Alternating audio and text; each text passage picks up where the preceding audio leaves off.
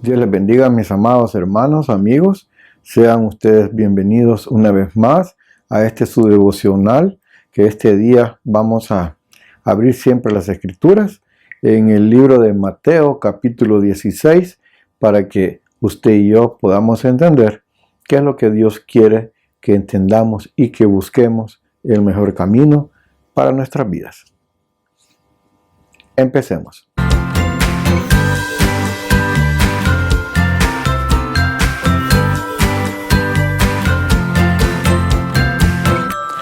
Este día abriremos nuestras Biblias en el libro de San Mateo, capítulo 16, versículos 13 al 20. Y este día Dios nos puede abrir los ojos y entender y buscar el mejor camino que podemos encontrar a través de las Escrituras que vamos a tener este día.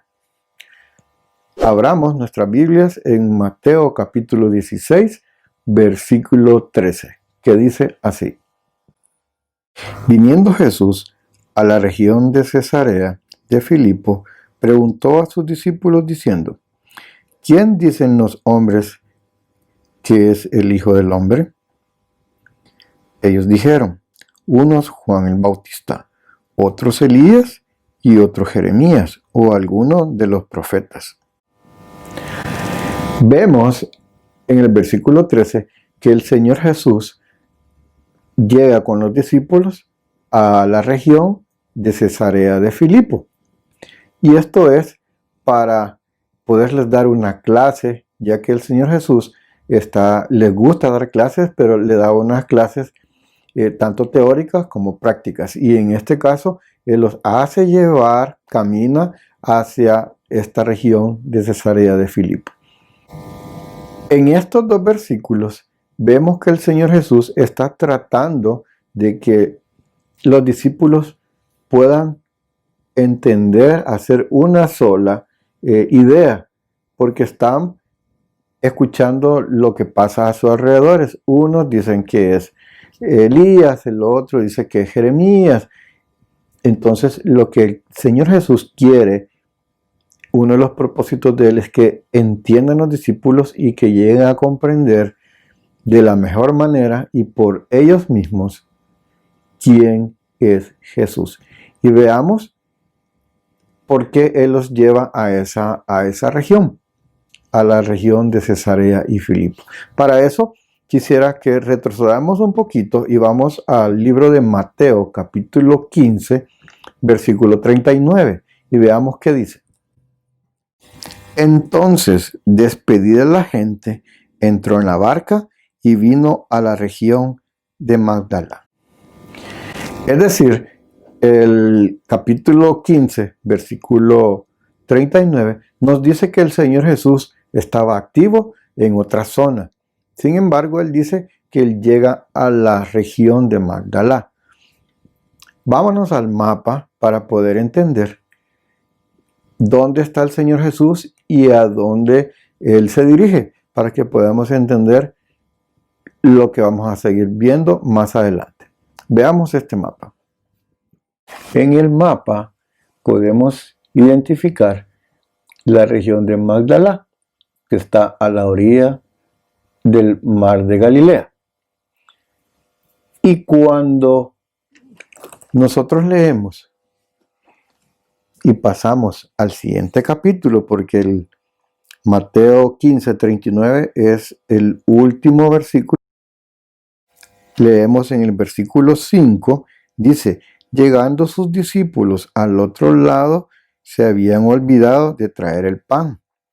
Y Jesús les dijo: mirad, guardaos de la levadura de los fariseos y de los saduceos. Cuando leemos el versículo 5 del capítulo 16, nos damos cuenta que hubo un traslado entre Magdalá y Betsaida. Es decir, ellos se fueron en la lancha y llegaron a Betsaida.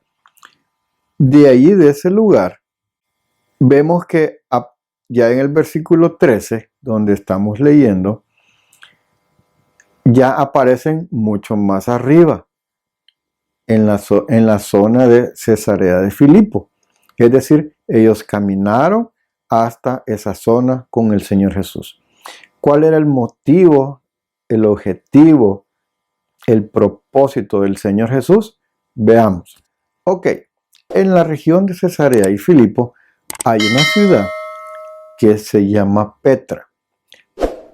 Jesús y sus discípulos entraron a esta ciudad de Petra, donde el Señor Jesús empieza a hacerles estas preguntas. Y como dije antes, el Señor Jesús le gustaba hacer unas clases muy dinámicas y por eso Él los llevó a este lugar. Veamos esta ciudad de Petra, cómo es y qué significado tiene. Veamos. La ciudad de Petra, como dijimos antes, está en la región de Cesarea de Filipo. Y es una ciudad que está escondida y para entrar ahí hay que entrar por un desfiladero que en este momento lo estamos viendo. Es un desfiladero que mide más o menos 1200 a 1400 metros de longitud y su anchura es un máximo de entre 6 a 3 metros, es decir, hay partes muy anchas y otras muy angostas. Después de caminar esos 1400 metros aproximadamente, se llega a la salida y se empieza a ver el edificio del tesoro, como le llaman. Cuando el Señor Jesús está ahí, les enseña lo que es ese tipo de ciudad. De hecho, ellos ya conocían la historia de esa ciudad, donde se veneraban muchas estatuas, muchos ídolos y muchos demonios. La ciudad de Petra es una ciudad que está construida dentro de la roca, es decir, se escarbó en la roca y las fachadas son muy bonitas, pero las casas adentro o los edificios adentro son edificios que están dentro de la roca. Uno de los puntos que el Señor Jesús llevó a los discípulos ahí a este lugar era para que ellos entendieran el propósito de Dios. Aquí en esta ciudad se veneraba a un dios femenino que se llamaba Górgona. Así también había otro dios que se llamaba Obodat. Era un dios nabateo en el cual muchos creían y ponían su confianza y su fe en él. Pero el máximo dios que había ahí era el dios nabateo Duchara. Sin embargo, esta ciudad estaba llena de sacrificios a dioses paganos, a dioses que no existían. También encontramos dentro de esta ciudad, encontramos a la diosa de la fertilidad, para ellos se llamaba Al-Ufa, que era parecido a la diosa Isis. Además, se consideraba esta ciudad como una ciudad de los muertos, porque en su mayoría los edificios lo que tienen son tumbas. Por eso el Señor Jesús los lleva ahí y les explica. Después de estas preguntas que hace en el versículo 14, veamos qué dice el versículo 15. ¿Y vosotros, quién decís que soy yo? Esta fue una pregunta directa a los discípulos, para que ellos pudieran razonar quién era Jesús. Ahora, yo le pregunto a mi hermano, mi amigo, ¿usted quién cree que es Jesús? ¿Será un solo profeta? ¿Será alguien que vino al mundo a incitar, como muchos lo llaman, como que era un revolucionario? ¿Quién cree usted que es Jesús? Veamos el versículo 16. Respondiendo Simón Pedro, dijo, tú eres el Cristo, el Hijo del Dios viviente. Entonces le respondió Jesús, bienaventurado eres Simón, hijo de Jonás, porque no te lo reveló carne ni sangre, sino mi Padre que está en los cielos.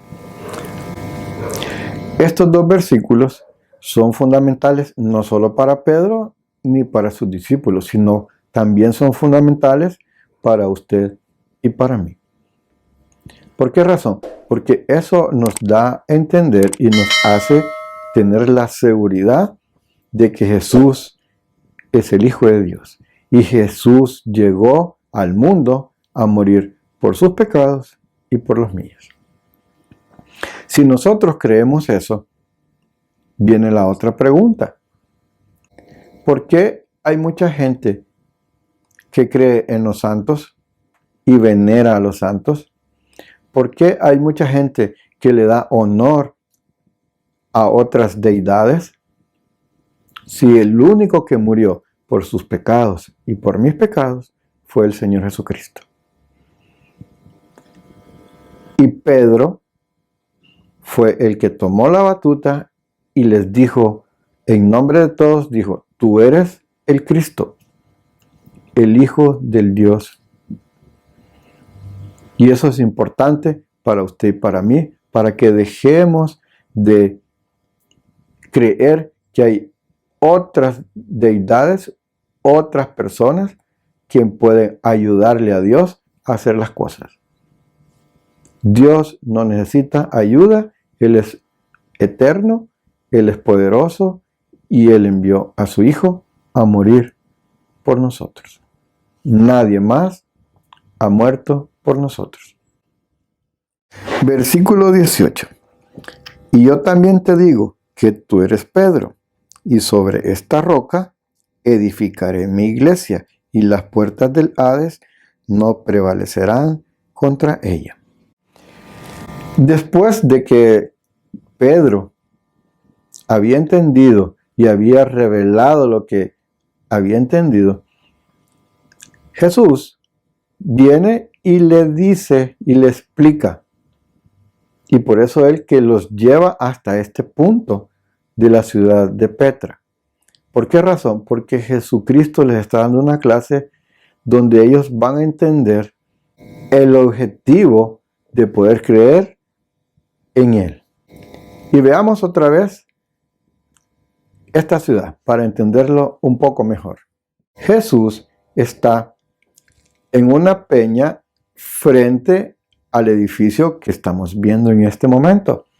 Jesucristo está de espalda a esos edificios y los discípulos están viendo al Señor Jesús y a esos edificios donde se veneran otras deidades y otros demonios. Y Jesús está hablando con ellos y les dice, a ti te digo Pedro, y se da la vuelta y dice, sobre esta roca edificaré mi iglesia.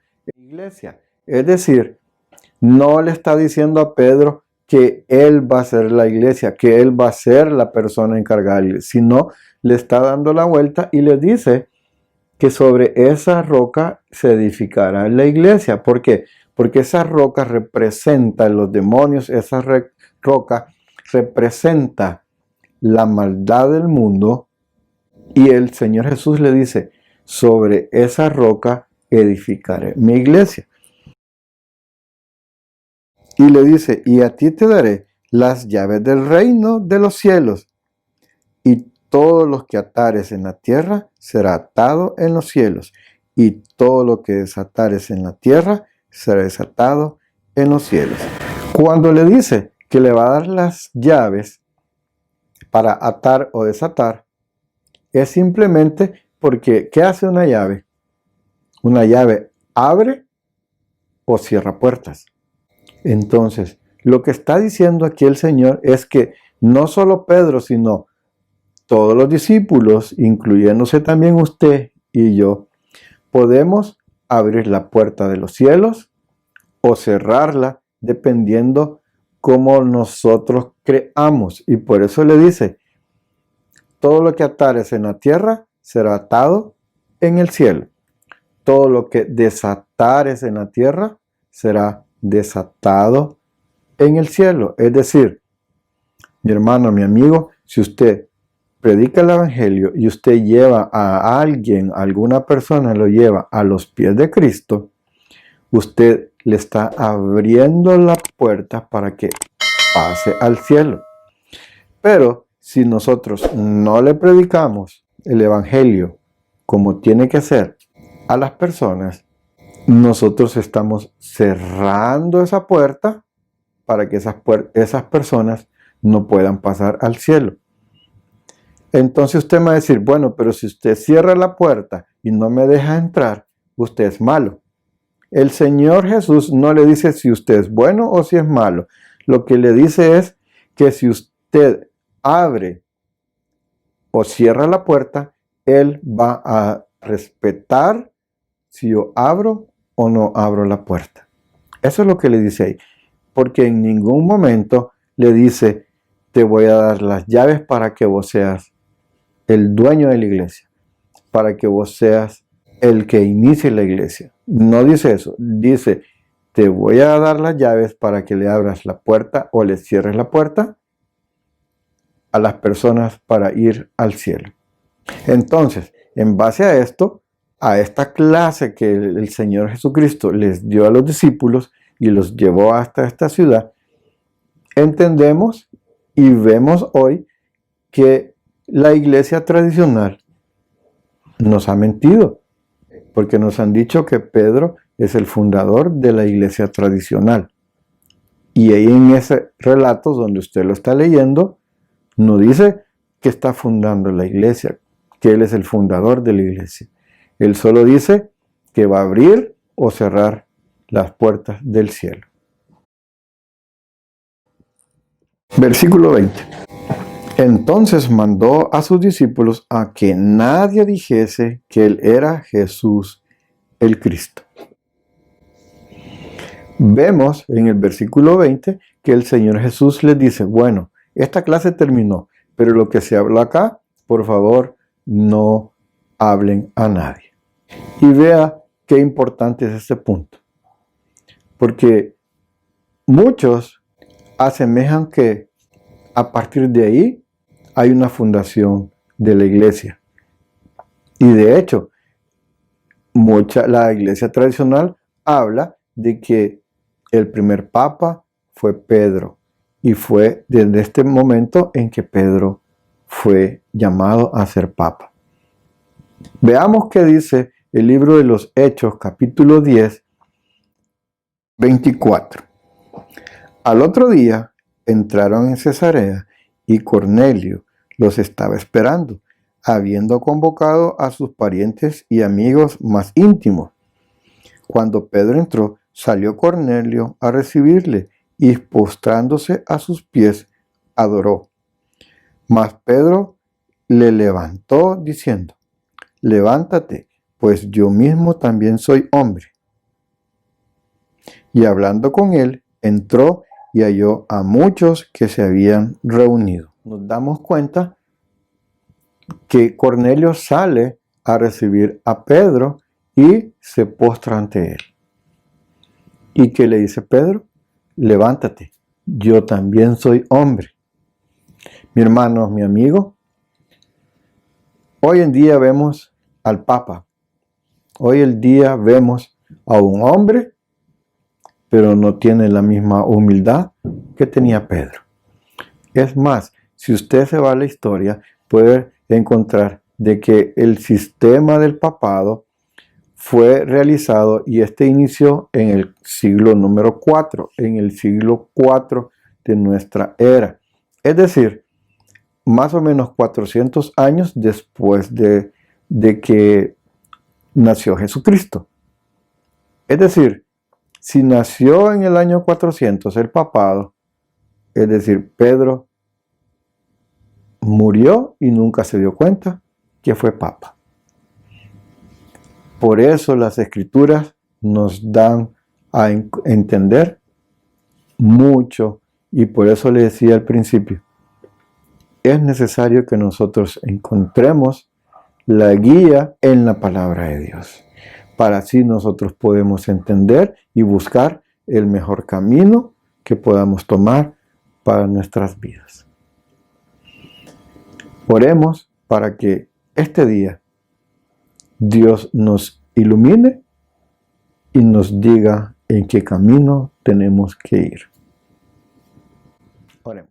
Padre Celestial, este día venimos ante ti con un gran ejemplo que nos ha dado el apóstol Pedro de reconocer de que tú eres Dios, que tú eres el Hijo de Dios, de reconocer de que tú moriste en la cruz por nuestros pecados.